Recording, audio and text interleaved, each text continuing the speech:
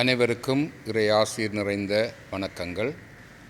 கச்சதீவு புனித அந்தோனியார் யாத்திரை தல திருநாள் இம்மாதம் 27ஆம் 28ஆம் தேதிகளில் நடைபெற இருக்கின்றது. வருகின்ற 27ஆம் தேதி வெள்ளிக்கிழமை மாலை அங்கே நற்கருணை ஆராதனையும் மாலை வழிபாடுகளும் நடைபெறும். 28ஆம் தேதி காலை திருநாள் திருப்பலி ஒப்புக் கொடுக்கப்படும். இந்த திருவிழாவுக்கான சகல ஆயத்தங்களும் செய்யப்படுகின்றன. குறிப்பாக கச்சதீவு யாத்திரைக்காக செல்ல இருக்கின்ற யாத்திரிகளுக்கான பயண ஒழுங்குகள் மேற்கொள்ளப்பட்டிருக்கின்றன. அதன்படி வருகின்ற 27ஆம் தேதி வெள்ளிக்கிழமை அதிகாலை 4 மணியிலிருந்து பகல் 1 மணி வரை யாழ்ப்பாணம் மத்திய பேருந்து நிலையத்திலிருந்து குறிக்கட்டுவான் ஜெட்டியை நோக்கிய பேருந்து பயணங்கள் அங்கே செய்யப்பட இருக்கின்றன. குறிக்கட்டுவான் ஜெட்டியிலிருந்து படகு சேவைகள் ஒழுங்கு செய்யப்பட்டுள்ளன. இங்கே போக விரும்புகின்றவர்கள் குறிக்கட்டுவான் இறங்குதுறையிலே தங்களுடைய அடையாள அட்டையை காட்டி தங்களுடைய பெயர்களை பதிவு செய்ய வேண்டும். வேறு எங்கும் அந்த பதிவுகளை செய்ய வேண்டிய அவசியமில்லை. அதே வேளையிலே இங்கு போகின்ற யாத்திரியர்கள் 27ஆம் தேதி வெள்ளிக்கிழமைக்கு தேவையான உணவுகளை கொண்டு செல்லுமாறு கேட்டுக்கொள்கின்றோம். 27ஆம் தேதி இரவுணவு அங்கே வழங்கப்பட மாட்டாது.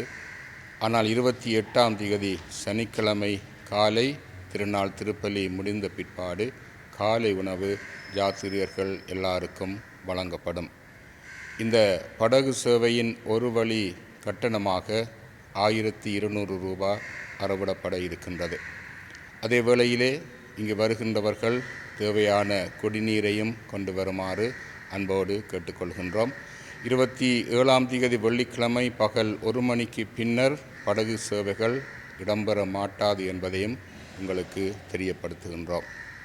ஆகவே இவ்வருடம் நடைபெற இருக்கின்ற கச்சதீவு புனித அந்தோனியார் யாத்திரை தல திருநாளுக்கு வருகை தர இருக்கின்ற உங்கள் எல்லாரையும் நாங்கள் அன்போடு வரவேற்கின்றோம்.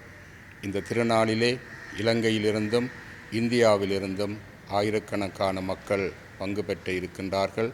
எல்லாருமாக ஒன்று கூடி புனித அந்தோனியாருடைய திருத்தலத்திலே எமது நாட்டுக்காகவும் எமது மக்களுக்காகவும் நம்முடைய மக்களுடைய சுதந்திரமான வாழ்வுக்காகவும் இறையாசீர் வேண்ட உங்கள் அனைவரையும் அன்போடு அழைத்து நிற்கின்றோம். நன்றி.